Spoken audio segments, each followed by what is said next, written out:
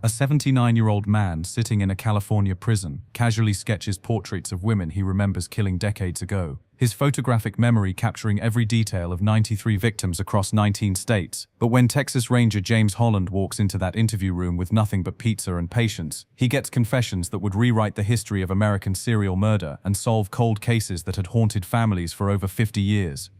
For decades, law enforcement agencies across America struggled with unsolved cases that seemed destined to remain mysteries forever. Missing women whose bodies were never found, murders attributed to overdoses or accidents, cold cases gathering dust in evidence rooms while families waited for answers that might never come. But sometimes, in the most unexpected moments, the truth emerges from the darkest corners of human nature. Sometimes, the very people who committed these heinous acts decide to speak. Their motivations vary. Some seek attention, others want to control their legacy, and a few genuinely desire to help families find closure. These confessions represent more than just admissions of guilt. They become windows into minds that most of us cannot comprehend. They reveal methods, motivations, and memories that help investigators piece together puzzles that have remained unsolved for years, sometimes decades. What makes a killer confess? What techniques do investigators use to extract truth from people who have spent their entire lives lying and manipulating? How do these revelations change everything we thought we knew about some of the most notorious criminals in history? The power of confession has solved hundreds of cold cases, brought closure to grieving families, and revealed the true scope of crimes that authorities never fully understood. From coast to coast, these admissions have rewritten criminal history and exposed the reality that some killers operated far longer and killed far more victims than anyone ever imagined. In maximum security prisons across America, some of the most dangerous individuals ever captured have chosen to speak about their crimes in detail that defies belief. Their words have led investigators to burial sites, solved missing person cases, and revealed connections between murders that occurred decades apart in different states. These are not just confessions. They are detailed accounts of systematic killing that spanned decades, crossed state lines, and targeted the most vulnerable members of society. The killers who chose to speak have provided law enforcement with unprecedented insight into how serial murder actually operates in America. The cases you are about to hear represent a unique moment in criminal justice history. Never before have so many prolific killers chosen to reveal the full extent of their crimes. Their words have fundamentally changed how we understand serial murder, how it can go undetected for so long, and how many victims these individuals actually claimed. From a drifter who killed for 50 years without detection, to a charming law student who manipulated his way across multiple states, from a cannibal who kept victims in his apartment, to a church leader who taunted police for decades, these confessions reveal the true faces behind some of America's most notorious criminals. Each revelation brings with it not just answers, but new questions about how these individuals evaded capture for so long, how many more victims might exist, and what these cases teach us about recognizing danger in our own communities. In 2018, Texas Ranger James Holland received a call that would change everything he thought he knew about serial murder in America. The FBI had identified an inmate in California who they suspected might be connected to unsolved murders across multiple states. The man's name was Samuel Little, and he was serving 3 life sentences for strangling women in Los Angeles during the 1980s. Little had been arrested countless times throughout his life: shoplifting, fraud, assault, drug charges, but somehow he always managed to slip through the cracks of the justice system. For nearly 50 years he had drifted across America, leaving a trail of missing women and unsolved murders that no one connected to a single perpetrator. Born in 1940 in Ohio, Little grew up with his grandmother in Lorraine. Even as a child he displayed troubling behavior, but nothing that predicted the scope of violence he would eventually unleash. As an adult, he became a drifter and amateur boxer, using his imposing 6'3" frame to intimidate and overpower victims. What made Little so dangerous was not just his physical strength, but his intelligence and cunning. He possessed what investigators would later describe as a genius-level intellect, with a photographic memory that could recall details about crimes committed decades earlier with stunning accuracy. This same intelligence helped him evade capture for half a century. Little operated with a methodology that kept him invisible to law enforcement. He targeted women on the margins of society, prostitutes, drug addicts, runaways, people whose disappearances often went unreported or were quickly forgotten. When bodies were discovered, their deaths were frequently attributed to drug overdoses, accidents, or natural causes rather than murder. The killer moved constantly, never staying in one location long enough to establish a pattern that might alert authorities. He would commit a crime and immediately leave town, sometimes traveling hundreds of miles before striking again. This nomadic lifestyle made it nearly impossible for different police departments to connect his crimes. Holland's investigation began with a single cold case from Odessa, Texas. In 1994, a woman named Denise Brothers had disappeared from the streets where she worked as a prostitute. Her body was found a month later in an abandoned parking lot, strangled and dumped in brush. For 24 years, her murder remained unsolved. When Holland learned that Little had been in West Texas around the time of Brothers' disappearance, he decided to travel to California to interview the aging convict. What he found was a man unlike any killer he had ever encountered. Little was initially hostile and uncooperative, raging about being wrongly characterized as a rapist during his trial, but Holland had done his research. He knew that Little took pride in being a killer, not a rapist. When the ranger acknowledged this distinction, everything changed. There was no doubt in my mind that Samuel Little was not a rapist, Holland later recalled. But I told him he knew it, and I knew it that he was a killer. And he stops and he kinda looks at me for a second. And he didn't seem to mind it. That appealed to him. That's how he defines himself. The breakthrough came when Little mentioned there might be 3 victims in Texas, including one in Odessa. As he described details about the Denise Brothers case, details that had never been made public, Holland realized he was dealing with something unprecedented in American criminal history. Little possessed an extraordinary ability to remember his victims with photographic clarity. He could describe not just their physical appearance but specific details about crime scenes, clothing, jewelry, even dental work. When he mentioned that Brothers wore a denture, autopsy records confirmed this detail that had never been released to the public. Recognizing the potential scope of what he was uncovering, Holland convinced the district attorney in Odessa to waive the death penalty in exchange for Little's cooperation. The strategy worked. Little agreed to be extradited to Texas, where Holland could interview him extensively. For 48 consecutive days, Holland sat with Little in a small room at the Wise County Jail. The ranger brought pizza and Dr. Pepper to keep the aging killer comfortable and talking. During those sessions, Little confessed to 65 murders across multiple states, spanning from 1970 to 2005. What emerged was a portrait of systematic killing that defied comprehension. Little described traveling the country for decades, selecting vulnerable women who would not be missed, strangling them with his bare hands, and disposing of their bodies in remote locations. He killed in Florida, California, Texas, Ohio, Kentucky, Tennessee, Louisiana, Mississippi, Arkansas, and other states. The killer's memory for detail was extraordinary. He could recall specific landmarks near dump sites, the color and style of victims' clothing, even the weather on the day he committed particular murders. This photographic recall proved invaluable to investigators trying to match his confessions to unsolved cases. Little also revealed his artistic abilities during the interviews.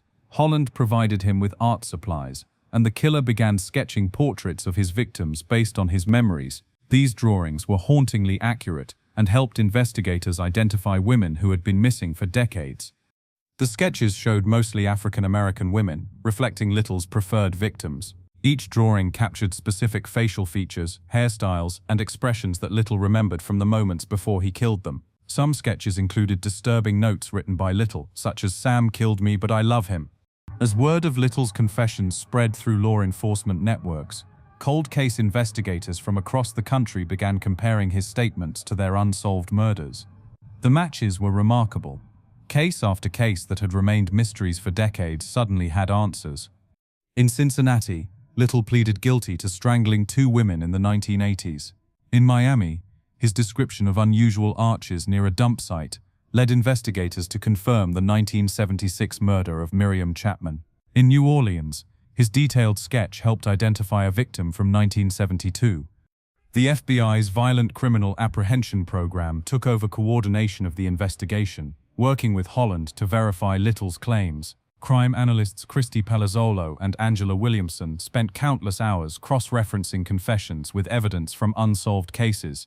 Extreme details, Williamson explained when describing Little's confessions. In Denise's case, he remembered that she wore a denture. These specific details, known only to investigators and the killer, provided the verification needed to confirm Little's involvement in case after case. By 2019, the The FBI had verified 50 of Little's 93 confessed murders, making him officially the most prolific serial killer in American history. The true number of his victims may never be known, as many bodies were never recovered, and some deaths were misclassified as natural or accidental.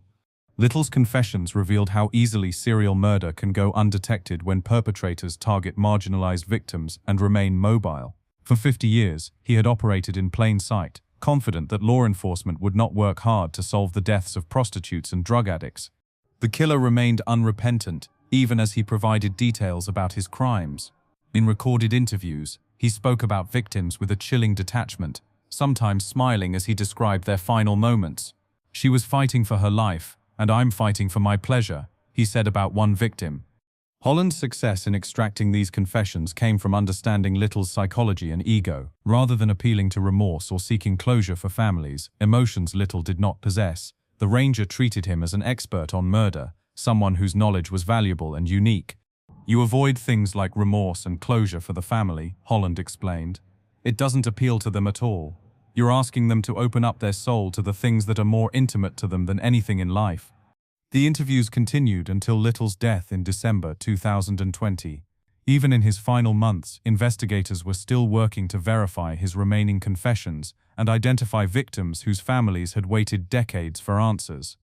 Little's case fundamentally changed how law enforcement approaches serial murder investigations. It highlighted the need for better communication between agencies, improved databases for tracking similar crimes across jurisdictions, and greater attention to crimes against marginalized victims. The confessions also provided unprecedented insight into the mind of a serial killer. Little's detailed memories, artistic abilities, and methodical approach to murder revealed how some killers can operate for decades without detection, claiming dozens of victims while maintaining the appearance of a petty criminal. On January 22, 1989, just 2 days before his scheduled execution, Theodore Robert Bundy finally did what he had refused to do for over a decade. He began telling the truth about the full extent of his crimes. The man who had charmed his way through courtrooms, manipulated the media, and maintained his innocence even while evidence mounted against him, suddenly started confessing to murders that had haunted investigators across multiple states for over 15 years.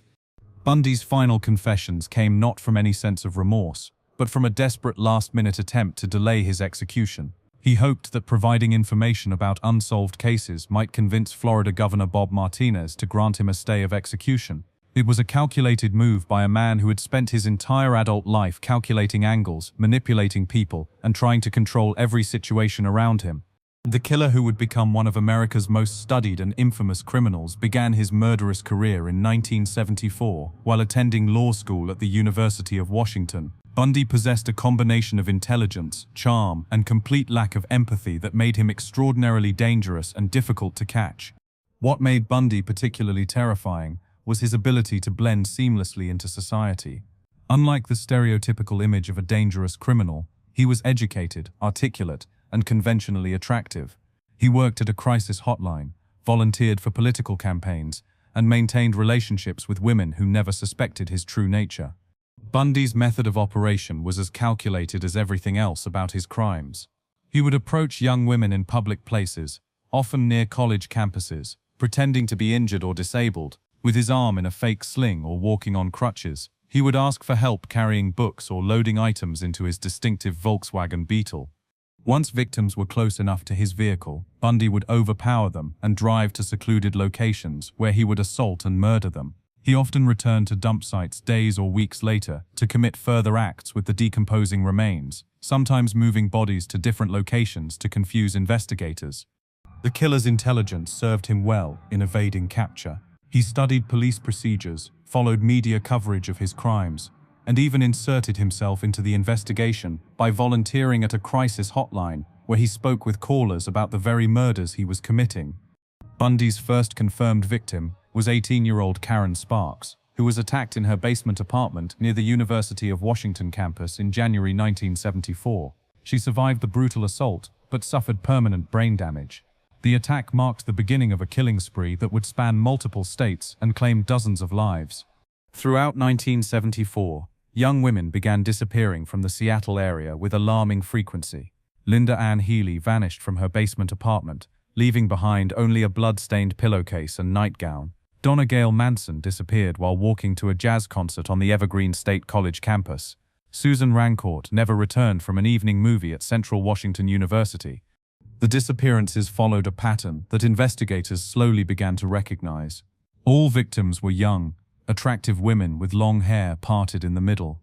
They typically vanished from college campuses or areas frequented by students. Despite intensive searches, no bodies were found, and there were few clues about what had happened to them. The case that would eventually lead to Bundy's capture occurred in July 1974 at Lake Sammamish State Park near Seattle. On a crowded Sunday afternoon, two women disappeared within hours of each other. Witnesses reported seeing a charming young man with his arm in a sling, asking women to help him load a sailboat onto his Volkswagen. The man identified himself as Ted. Janice Ott and Denise Nasland both agreed to help the injured stranger. Neither was seen alive again. Their remains were discovered months later in a wooded area several miles from the park, along with the bones of other missing women from the Seattle area. The Lake Sammamish incident marked a turning point in the investigation. For the first time, witnesses had seen the killer and could provide descriptions. Composite sketches were created, and when they were published alongside details about the Volkswagen and the name Ted, tips began pouring in to police. One of those tips came from Elizabeth Klupfer, a woman who had been in a relationship with Bundy for several years. She called the police tip line multiple times, reporting that her boyfriend matched the description and drove a Volkswagen similar to the one witnesses described. However, investigators initially dismissed her concerns because Bundy seemed too clean-cut and educated to be the killer they were seeking.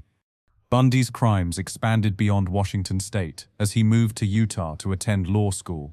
The pattern of disappearances followed him, with young women vanishing from college campuses around Salt Lake City. The killer became increasingly bold, attempting abductions in broad daylight and even breaking into homes at night. His luck finally ran out on August 16, 1975, when Utah Highway Patrol Officer Bob Hayward spotted Bundy's Volkswagen in a residential neighborhood at 1:30 in the morning. When Hayward attempted to stop the vehicle, Bundy fled, leading to a brief chase before finally pulling over. A search of Bundy's car revealed items that immediately aroused suspicion: handcuffs, a crowbar, an ice pick, and other tools that could be used to subdue victims. Bundy claimed he had been at a movie and gotten lost while driving home, but his story did not hold up under scrutiny. The arrest connected Bundy to the attempted kidnapping of Carol Daronch, who had escaped from his car months earlier when he tried to handcuff her in a shopping mall parking lot. Daronch identified Bundy in a lineup, leading to his conviction for aggravated kidnapping and a sentence of 1 to 15 years in prison. While in custody, investigators began linking Bundy to murders across multiple states. His movements corresponded with disappearances in Washington, Utah, Colorado, and other locations. Evidence began mounting that they had captured one of the most prolific serial killers in American history. Bundy managed to escape from custody twice, first from a courthouse in Aspen, Colorado, and later from the Garfield County Jail. His second escape led him to Florida, where he committed some of his most violent crimes before being recaptured. On January 15, 1978, Bundy broke into the Chi Omega sorority house at Florida State University. In a frenzied attack lasting less than 30 minutes, he assaulted 4 women and killed 2, Margaret Bowman and Lisa Levy. The brutal nature of these crimes marked a significant escalation in Bundy's violence. The evidence that finally sealed Bundy's fate was a bite mark he left on Lisa Levy's body.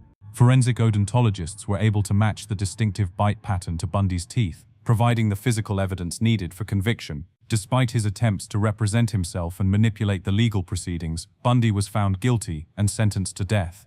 For over a decade, Bundy maintained his innocence while exhausting every possible appeal. He gave interviews to journalists and psychologists, always stopping short of actually confessing to any murders. His case became a media sensation, with books, documentaries, and television movies examining his crimes and psychology. The final confessions began when Bundy realized his execution was imminent, and his appeals had been exhausted. In a last desperate attempt to save his life, he began providing details about unsolved murders to investigators, hoping the information might be valuable enough to earn him a reprieve. Speaking to Detective Robert Keppel and others, Bundy confessed to killing 30 women across 7 states between 1973 and 1978. His admissions provided closure for families who had waited years for answers about their missing daughters. In his final interview with psychologist James Dobson, conducted just hours before his execution, Bundy offered his most chilling observation about serial killers. "We are your sons, we are your husbands, and we grew up in regular families." This statement highlighted the terrifying reality that killers like him could appear completely normal while harboring dark, violent impulses. Bundy's confessions revealed the true scope of his crimes and provided investigators with information that helped solve cold cases across the country. He described murders in Washington, Oregon, Utah, Colorado, California, Idaho, and Florida, admitting to far more killings than prosecutors had been able to prove in court. The killer's final statements also provided insight into his methodology and psychology. He described how he selected victims, planned his attacks, and disposed of bodies. His accounts confirmed that he had been responsible for many disappearances that investigators had suspected but could never prove. On January 24, 1989, Theodore Bundy was executed in Florida's electric chair. His death marked the end of one of the most notorious criminal cases in American history, but his confessions continued to help investigators solve murders for years afterward. Bundy's case fundamentally changed how law enforcement approaches serial murder investigations. It highlighted the importance of sharing information between jurisdictions, the value of behavioral profiling, and the need to take seriously cases involving missing young women, even when no bodies are found. The killer's ability to maintain a facade of normalcy while committing dozens of murders also changed public perception about how dangerous individuals might look and behave. Bundy proved that killers do not always fit stereotypical profiles, and that charm and intelligence can mask the most violent impulses. On July 22, 1991, police officers responding to a complaint in a Milwaukee neighborhood made a discovery that would shock the world and expose one of the most disturbing serial killers in American history. What they found in apartment 213 at 924 North 25th Street would forever change how people viewed the quiet, polite man who had lived there for over a year. The apartment belonged to 31-year-old Jeffrey Lionel Dahmer, a man who worked the night shift at a chocolate factory and seemed to keep to himself. Neighbors occasionally complained about strange smells coming from his unit, but building management attributed the odors to a broken freezer containing spoiled meat. No one suspected that the man living among them had committed acts of violence so extreme they defied comprehension. The investigation began when 21-year-old Konorak Synthesomphone escaped from Dahmer's apartment and was found wandering the streets, incoherent and bleeding. Despite the young man's distress and the language barrier that prevented him from clearly explaining what had happened, responding officers ultimately returned him to Dahmer's custody after the killer convinced them the situation was merely a domestic dispute between adult lovers. Within hours, Dahmer had killed Synthesomphone, adding him to a collection of victims that had been accumulating for over a decade. The escape attempt that should have saved his life instead became part of one of the most tragic missed opportunities in criminal justice history.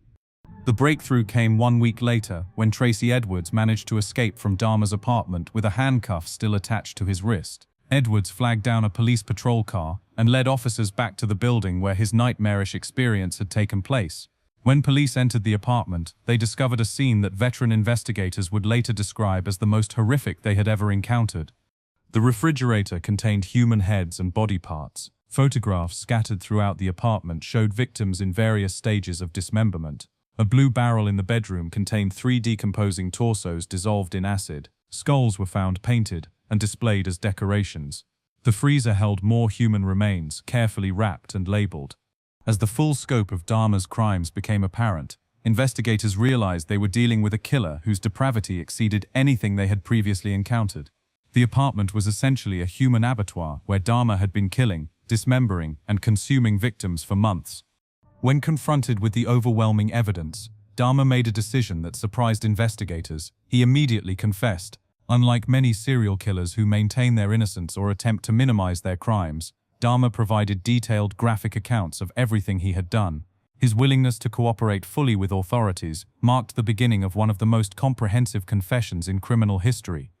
Born in 1960 in Wisconsin, Dahmer displayed troubling behavior from an early age. As a child, he collected roadkill and performed crude experiments on dead animals, often dissolving their remains in acid to examine the bones. These early signs of disturbed behavior escalated during his teenage years when he began fantasizing about death and control. Dahmer's first murder occurred in June 1978, just weeks after his high school graduation. He picked up 18-year-old Stephen Hicks, who was hitchhiking near Akron, Ohio. After bringing Hicks to his family's home, Dahmer bludgeoned him to death with a barbell when the young man attempted to leave. He then dismembered the body and scattered the remains in the woods behind his house. This initial murder established the pattern that would define Dahmer's crimes for the next 13 years, luring young men to his residence, killing them when they tried to leave, then dismembering and disposing of their remains. What made Dahmer different from other serial killers was his compulsion to keep parts of his victims and his eventual descent into cannibalism. After the Hicks murder, Dahmer managed to control his impulses for nearly 9 years. He served briefly in the army, worked various jobs, and struggled with alcoholism, but did not kill again until 1987. When the murders resumed, they occurred with increasing frequency and escalating violence. Dahmer's hunting ground was primarily Milwaukee's gay bars and bathhouses, where he would meet young men and convince them to come back to his apartment for drinks or photographs. His victims were predominantly African American and Hispanic men, many of whom were marginalized by society and unlikely to be immediately missed when they disappeared. The killer's apartment became a carefully organized killing ground where he refined his methods over time. He would drug victims with sedatives mixed into alcoholic drinks, then strangle them while they were unconscious. After death, he would photograph the bodies before beginning the dismemberment process. Dahmer's confessions revealed the full extent of his psychological deterioration. He admitted to experimenting with necrophilia, cannibalism, and attempts to create zombies by drilling holes in victims' skulls and injecting acid into their brains. These experiments represented his desire to create completely submissive partners who could never leave him. The killer provided investigators with detailed accounts of each murder, including the victims' names when he knew them, how he met them, and exactly what he did to their bodies afterward. His memory for specific details was remarkable, and his willingness to describe his actions in graphic detail provided prosecutors with overwhelming evidence for multiple murder charges. During recorded interviews, Dahmer spoke about his crimes with a disturbing matter-of-fact tone that chilled investigators. "I had a box in my bedroom closet, and it contained the mummified head and genitals of a young man I met in one of the bars down in Milwaukee," he told interviewers, describing his actions as if discussing routine household activities. One of the most disturbing aspects of Dahmer's confessions was his admission that he had begun consuming parts of his victims. He described cooking and eating human flesh, claiming that it made him feel closer to the people he had killed. This cannibalistic behavior represented the ultimate expression of his desire to possess and control his victims completely. Dahmer's cooperation with authorities extended beyond his confessions. He helped investigators identify victims whose remains had been too decomposed for easy identification. He provided details about missing persons cases that police had been unable to solve. His assistance helped bring closure to families who had been searching for missing loved ones for years. The killer's trial began in January 1992 and became a media sensation. Despite overwhelming evidence of his guilt, Dahmer's defense team attempted to argue that he was legally insane at the time of the murders. However, his detailed confessions and the organized nature of his crimes convinced the jury that he was fully aware of his actions. During his sentencing, Dahmer addressed the court and the families of his victims, offering what appeared to be genuine remorse for his actions. "I take full responsibility for what I did," he stated. "I hurt many people. I caused a great deal of pain. I am sorry." Whether this remorse was genuine or simply another manipulation remained a subject of debate. Dahmer was sentenced to 15 consecutive life terms in prison, effectively ensuring he would never be released. He was initially placed in solitary confinement for his own protection, as prison officials feared other inmates might target him because of the notorious nature of his crimes. The killer's time in prison was marked by continued cooperation with authorities and apparent attempts at rehabilitation. He participated in psychological studies, gave additional interviews to investigators working on related cases, and claimed to have found religion while incarcerated. On November 28, 1994, Dahmer was beaten to death by a fellow inmate while working in the prison laundry.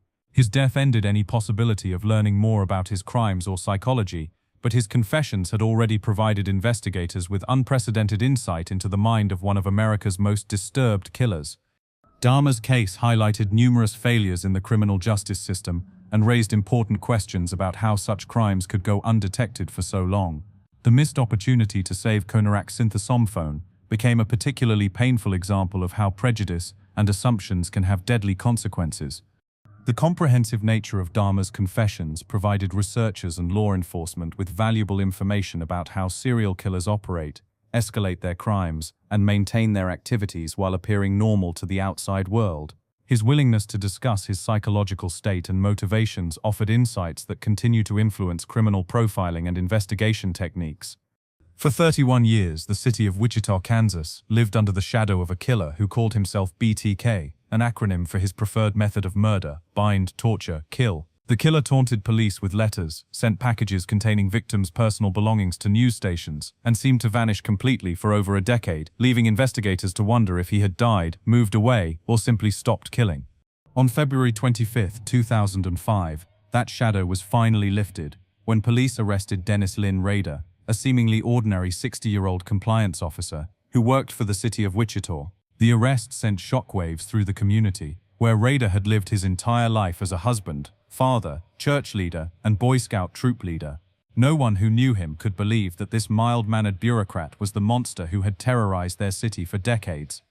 The case that would make Rader one of America's most studied serial killers began on January 15, 1974, when he broke into the home of the Otero family. Joseph Otero, his wife Julie, and two of their children, 11-year-old Josephine and 9-year-old Joseph Jr., became BTK's first victims in what would become a reign of terror spanning 3 decades.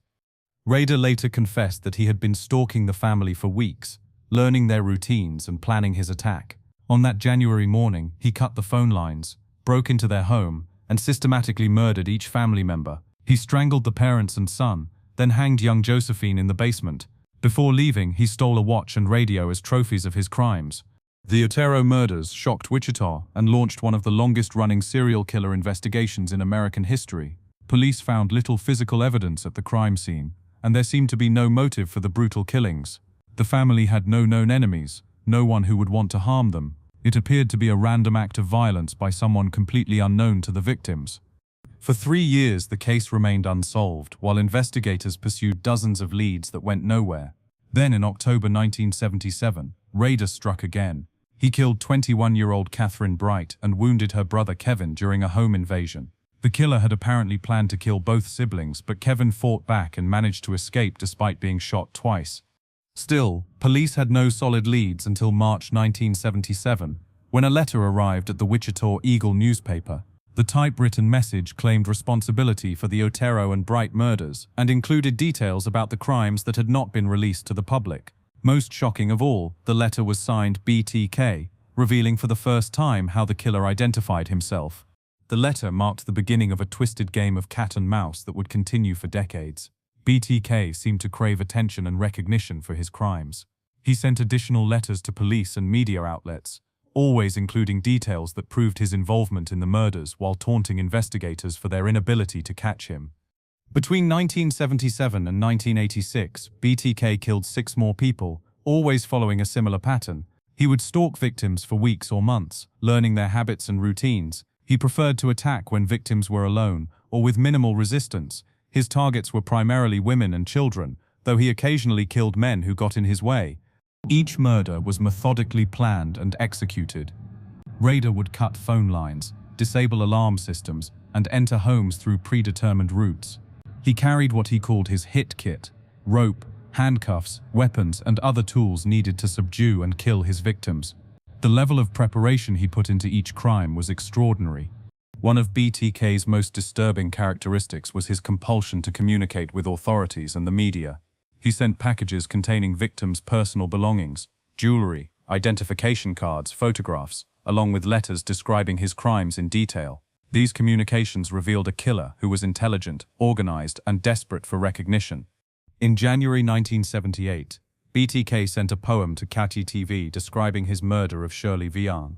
The crude verse contained details about the crime that only the killer could have known, along with disturbing references to his enjoyment of his victims' suffering. The poem ended with the chilling lines: "The victims are tie-up, torture them, then kill them. That is the way BTK like it." The communications continued sporadically throughout the 1980s, but after killing Dolores Davis in January 1991, BTK went completely silent. Years passed without any contact, leading many to believe the killer had died, been imprisoned for other crimes, or moved away from Wichita. The case went cold, but investigators never stopped working on it. What no one knew was that Rader had not stopped killing by choice. He had simply become more cautious after several close calls. During the Davis murder, he had been spotted by witnesses and realized he was taking too many risks. He made a conscious decision to go dormant while maintaining his fantasy life through reading about his crimes and reliving his murders through souvenirs he had kept. For 13 years, Rader lived a double life that fooled everyone who knew him. He worked for the city compliance department, where his job involved inspecting properties and enforcing municipal codes. Colleagues described him as detail-oriented but difficult to work with, someone who seemed to enjoy having authority over others but was otherwise unremarkable. At home, Rader was a devoted family man who coached his daughter's softball team and was active in his Lutheran church. He served as a church council president and taught Sunday school, positions that gave him respect and authority in his community. No one suspected that this religious family man harbored violent fantasies and had committed 10 murders. The break in the case came in March 2004, when BTK emerged from his long silence. The 30th anniversary of the Otero murders was approaching, and Rader was frustrated that his crimes were not receiving the attention he felt they deserved. He sent a letter to the Wichita Eagle claiming responsibility for an unsolved 1986 murder and demanding recognition for his crimes. This communication marked the beginning of an intense 11-month period, during which BTK sent 11 packages to various news outlets and police departments. The packages contained evidence from crime scenes, photographs of himself wearing victims' clothing, and detailed descriptions of murders. The killer seemed desperate to regain the spotlight and prove he was still active. Police realized they were dealing with the same killer from the 1970s and 80s, but now they had advantages that had not existed during the original investigation. Advances in DNA technology, computer analysis, and communication tracing gave them tools to track BTK that had been impossible decades earlier. The mistake that finally led to Rader's capture came when he asked police whether they could trace communications sent on a floppy disk. In one of his letters, he specifically asked, "Can you trace a floppy for the last use, or can you trace a floppy back to a computer?" Police published a response in the newspaper telling him that floppy disks could not be traced, which was not entirely true. In February 2005, BTK sent a floppy disk to KSAS-TV, containing a document that had been created on a computer at Christ Lutheran Church. The metadata in the document led investigators directly to the church, where they learned that Dennis Rader was the congregation president and had access to the computer in question. Once Rader became a suspect, investigators quickly found DNA evidence linking him to the BTK murders. A pap smear from his daughter's medical records provided the genetic material needed for comparison, and the match was definitive. On February 25, 2005, Rader was arrested while driving near his home. Faced with overwhelming evidence, Rader made the surprising decision to confess to all 10 BTK murders. His admissions were not driven by remorse or a desire to help victims' families, but rather by his narcissistic need to finally receive full credit for his crimes and demonstrate his intelligence to the world. During his confession, Rader provided investigators with detailed descriptions of each murder, explaining his planning process, his methods, and his emotional state during the crimes. His account was delivered in a flat, emotionless tone that chilled everyone who heard it. He spoke about killing as if he were describing routine maintenance tasks at work. Rader revealed that he had kept extensive records of his crimes, including photographs of victims, detailed plans for future murders, and fantasy materials related to his violent impulses. He had continued to study his crimes for decades, reliving them through documents and souvenirs he had carefully preserved. The killer's confessions also revealed the true extent of his planning and fantasy life. He had developed elaborate scenarios for murders he never committed, created detailed profiles of potential victims, and maintained lists of people he wanted to kill. His bedroom contained what he called his motherlode, a collection of materials related to his crimes and fantasies. On June 27, 2005, Rader pleaded guilty to 10 counts of first-degree murder. During his plea hearing, he provided a detailed account of each crime, describing his actions with the same methodical precision he had used to plan the murders. His presentation was so clinical and emotionless that it seemed surreal to observers. The judge sentenced Rader to 10 consecutive life terms without the possibility of parole, effectively ensuring he would die in prison. During his sentencing, families of victims were allowed to address their loved one's killer directly, providing some measure of closure after decades of uncertainty. Rader's capture and confession finally answered questions that had haunted Wichita for over 30 years. His methodical approach to murder, his ability to maintain a normal facade while committing horrific crimes, and his compulsion to communicate with authorities provided valuable insights into the psychology of serial killers.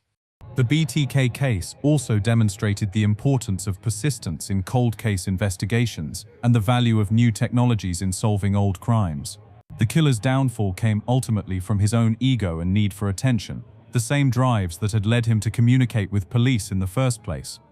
In the organized crime families of New York and New Jersey, whispered stories circulated about a freelance killer known only as the Iceman. This mysterious figure was said to be a master of murder who could eliminate targets without leaving a trace, someone so professional and ruthless that even hardened mobsters spoke of him with a mixture of respect and fear. For decades, law enforcement suspected such a killer existed, but could never identify him or prove his crimes. The man behind the legend was Richard Leonard Kuklinski, a seemingly ordinary suburban father who lived in Dumont, New Jersey, with his wife and 3 children. To his neighbors, Kuklinski appeared to be a successful businessman who worked in film distribution and wholesale food. He coached his daughter's field hockey team, attended school events, and maintained the facade of a devoted family man who would do anything to protect those he loved.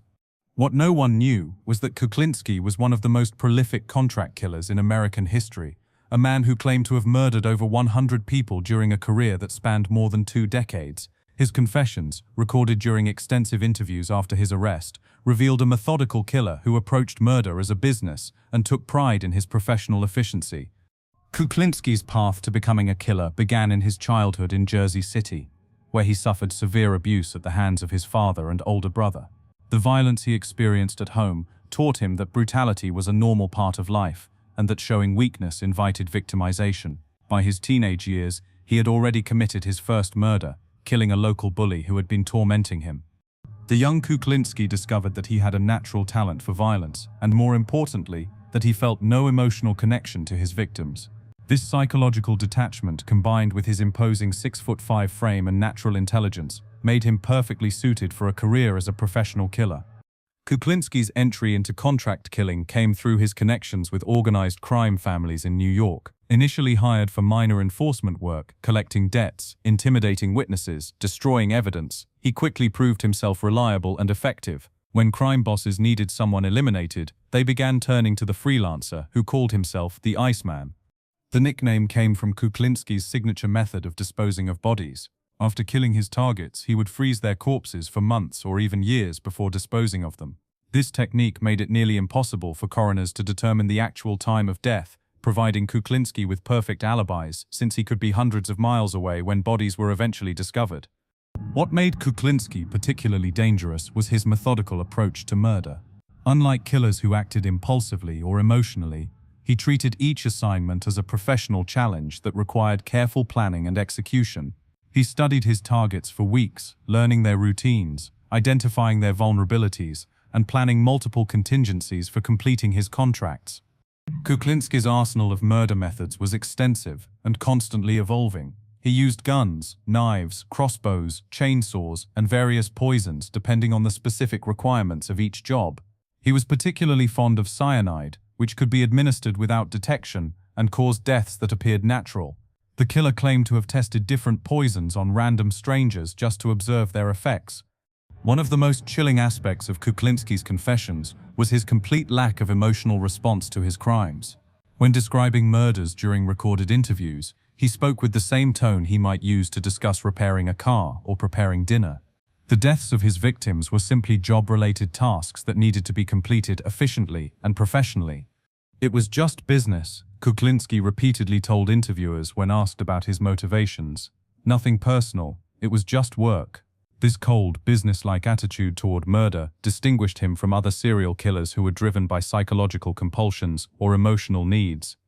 Kuklinski's double life continued successfully for over 20 years, during which he maintained his cover as a legitimate businessman while eliminating targets for organized crime families. He was so successful at compartmentalizing his activities that his wife and children never suspected his true profession, despite occasional unexplained absences and suspicious behavior. The killer's downfall began in the early 1980s when law enforcement agencies started focusing more intensively on organized crime activities. Kuklinski's name began appearing in surveillance reports and wiretapped conversations, though initially only as a peripheral figure in various criminal enterprises. The break in the case came when undercover federal agents posing as criminals approached Kuklinski about potential murder contracts. Unaware that his contacts were actually law enforcement officers, the killer agreed to accept assignments and provided detailed information about his methods and previous crimes. These undercover operations, which were recorded on audio and video equipment, provided prosecutors with overwhelming evidence of Kuklinski's criminal activities. The recordings showed him calmly discussing murder techniques, negotiating prices for contract killings, and describing previous jobs with disturbing casualness. When federal agents arrested Kuklinski in December 1986, they found a man who was initially defiant and uncooperative. However, faced with irrefutable evidence from the undercover recordings, he eventually began providing detailed confessions about his career as a contract killer. Kuklinski's admissions revealed the scope of his criminal activities and provided investigators with information about hundreds of unsolved murders. He claimed to have killed for all 5 major New York crime families, as well as accepting independent contracts from various criminal organizations. The killer's confessions were notable for their clinical precision and complete absence of remorse. He described murders with the same attention to detail that a craftsman might use to explain a complex repair job. Every aspect of his crimes, from initial planning to final disposal of bodies, was recounted with professional pride. During one recorded interview, Kuklinski provided a chilling example of his emotional detachment when describing a victim who begged for his life. "It was a man, and he was begging and pleading, and praying, I guess. And he was please God all over the place, so I told him he could have a half an hour to pray to God, and if God could come down and change the circumstances he would have that time. But God never showed up, and that is one thing I should not have done." The killer's interviews also revealed his complex relationship with his family, whom he claimed to love deeply despite his profession. Kuklinski insisted that he never brought his work home, and that his violent career was motivated primarily by his desire to provide for his wife and children. However, his confessions also included admissions of domestic violence that contradicted his claims of being a devoted family man. Kuklinski was convicted of multiple murders and sentenced to life in prison without the possibility of parole. Even after his conviction, he continued to provide information to investigators about unsolved cases, though authorities remained skeptical about some of his more extreme claims. The killer's death in prison in March 2006 ended his opportunity to provide additional confessions, but his recorded interviews continued to provide valuable insights into the psychology of professional killers and the operations of organized crime families. Kuklinski's case highlighted the challenges law enforcement faces in investigating contract killings, where murders are often carefully planned by individuals with no personal connection to their victims. His ability to operate undetected for decades demonstrated how professional killers can avoid capture by treating murder as a business rather than an emotional act. The extensive interviews with Kuklinski also provided researchers with unprecedented access to the mindset of a prolific killer who showed no signs of mental illness or psychological dysfunction. His confessions revealed that some individuals are capable of committing extreme violence without the emotional or psychological motivations typically associated with serial murder. The moment when a killer chooses to confess represents one of the most fascinating and complex phenomena in criminal psychology. After years or even decades of maintaining silence, denying involvement, and manipulating the legal system, these individuals suddenly decide to reveal the truth about their crimes. Understanding what drives these confessions provides crucial insights into the minds of serial killers and offers valuable lessons for law enforcement professionals working to solve cold cases. The motivations behind killer confessions are as varied as the individuals who provide them, but several common psychological factors emerge when examining cases like Samuel Little, Ted Bundy, Jeffrey Dahmer, Dennis Rader, and Richard Kuklinski. These factors reveal fundamental aspects of criminal psychology that help explain not only why killers confess, but also how investigators can more effectively extract information from them. One of the most powerful motivators for confession is the killer's ego and need for recognition. Many serial killers possess narcissistic personalities that crave attention and validation for their crimes. They view their murders as accomplishments worthy of acknowledgement and become frustrated when their work goes unrecognized or is attributed to other causes. Dennis Rader exemplified this motivation perfectly. His BTK communications were driven entirely by his need for recognition and his frustration that his crimes were not receiving the attention he felt they deserved. After remaining silent for over a decade, he resumed contact with authorities specifically because he wanted credit for additional murders and recognition as one of America's most notorious killers. Similarly, Samuel Little's confessions were motivated partly by his desire to be acknowledged as the most prolific serial killer in American history. He took pride in his criminal accomplishments and wanted to ensure that his record was properly documented and understood by law enforcement and the public. Another critical factor in killer confessions is the psychological relief that comes from finally telling the truth. Many killers describe feeling burdened by their secrets and finding a sense of liberation in admitting their crimes. This is particularly true for individuals who have maintained elaborate facades for years while hiding their true nature from family and friends. Jeffrey Dahmer's immediate and comprehensive confession after his arrest appeared to be motivated partly by this desire for psychological relief. After years of living a double life and escalating his criminal behavior, he seemed almost grateful for the opportunity to finally discuss his crimes openly and honestly. The relationship between the killer and interrogator also plays a crucial role in determining whether confessions will be obtained. Traditional interrogation techniques that rely on appeals to morality, remorse, or concern for victims' families are generally ineffective with serial killers who lack empathy and emotional connection to their crimes. Texas Ranger James Holland's success with Samuel Little demonstrated the importance of understanding killer psychology and adapting interrogation techniques accordingly. Rather than appealing to emotions Little did not possess, Holland treated him as an expert on murder whose knowledge was valuable and unique. This approach appealed to Little's ego and intelligence, while avoiding moral judgments that would have shut down communication. The timing of confessions is also significant and often relates to changes in the killer's circumstances or psychological state. Many confessions occur when killers face the certainty of long prison sentences or death, making them more willing to trade information for potential benefits or simply to ensure their crimes are properly documented. Ted Bundy's final confessions came only when he realized his appeals were exhausted and his execution was imminent. His admissions were motivated by desperation rather than remorse, representing a last-ditch attempt to delay his death by providing information about unsolved cases. Physical and mental health issues can also trigger confessions, particularly among aging killers who realize they may die before receiving recognition for their crimes. Samuel Little's declining health in prison may have contributed to his willingness to spend hundreds of hours discussing his murders with investigators. The role of pride and professional identity cannot be underestimated in understanding killer confessions. Many serial killers view themselves as skilled practitioners of murder who take pride in their methods and efficiency. This professional pride can be leveraged by investigators who approach killers as experts rather than monsters. Richard Kuklinski's confessions revealed his view of murder as a business and his pride in his professional efficiency. He was willing to discuss his methods and crimes in detail because he viewed himself as a skilled craftsman whose work deserved recognition and understanding. The environment and approach used during interviews can significantly impact the likelihood of obtaining confessions. Successful interrogators create non-threatening atmospheres where killers feel comfortable discussing their crimes without fear of judgment or immediate consequences.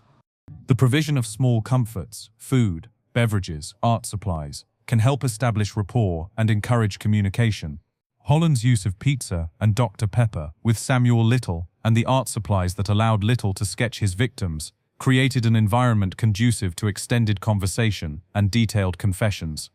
Understanding the psychology behind confessions also helps explain why some killers never admit their crimes. Individuals who maintain hopes of legal appeal or who view confession as weakness may never provide admissions regardless of evidence against them. Others may enjoy the cat-and-mouse game with authorities and derive satisfaction from maintaining their secrets. The content and style of confessions also reveal important psychological insights. Killers who provide detailed, accurate information about their crimes demonstrate different psychological profiles than those who embellish, lie, or minimize their actions. The level of cooperation and the emotional tone of confessions offer valuable clues about killer psychology and motivations. For law enforcement professionals, understanding confession psychology is crucial for developing effective interview strategies and managing killer communications. The techniques that work with Samuel Little may be completely ineffective with other killers, requiring investigators to adapt their approaches based on individual psychological profiles. The study of killer confessions also provides valuable insights for crime prevention and public safety. Understanding how these individuals think and what motivates them can help identify warning signs and risk factors that might prevent future crimes. Perhaps most importantly, killer confessions demonstrate the complex interplay between psychology, ego, circumstance, and investigative technique that determines whether cold cases get solved and families receive closure. The willingness of killers to confess represents a unique opportunity to understand criminal behavior and solve cases that might otherwise remain mysteries forever. The psychological factors that drive confessions, ego, recognition-seeking, relief, pride, and the desire for understanding, reveal fundamental aspects of human nature that extend beyond criminal behavior. These same motivations influence many aspects of human behavior and decision-making, making the study of killer confessions relevant to broader psychological and social understanding. The confessions of America's most notorious killers have fundamentally changed how we understand serial murder, investigate cold cases, and protect our communities from dangerous predators. These admissions represent more than just legal victories or psychological curiosities. They are windows into the darkest aspects of human nature and powerful tools for preventing future tragedies. From Samuel Little's 93 confessed murders to Dennis Rader's methodical admissions, these cases have provided law enforcement with unprecedented insights into how serial killers operate, evade detection, and maintain their crimes over decades. The knowledge gained from these confessions continues to influence criminal investigations, behavioral profiling, and victim identification efforts across the country. Perhaps most importantly, these confessions have brought closure to hundreds of families who had waited years or decades for answers about missing loved ones. Every identified victim represents a family that no longer has to wonder what happened to their daughter, sister, or mother. Every solved case represents justice finally served, even if it came years too late. The techniques developed by investigators like Texas Ranger James Holland have revolutionized how law enforcement approaches interviews with suspected serial killers. Understanding that traditional appeals to morality and remorse are ineffective with these individuals has led to new strategies based on ego, recognition, and professional pride that are far more successful at extracting truthful information. These cases also highlight the importance of believing victims, taking missing person reports seriously, and maintaining thorough communication between different law enforcement agencies. Too many of these killers operated for decades partly because their crimes were dismissed, misclassified, or never properly investigated. The confessions remind us that evil can hide behind ordinary facades, that the most dangerous predators often appear completely normal, and that we must remain vigilant in protecting ourselves and our communities.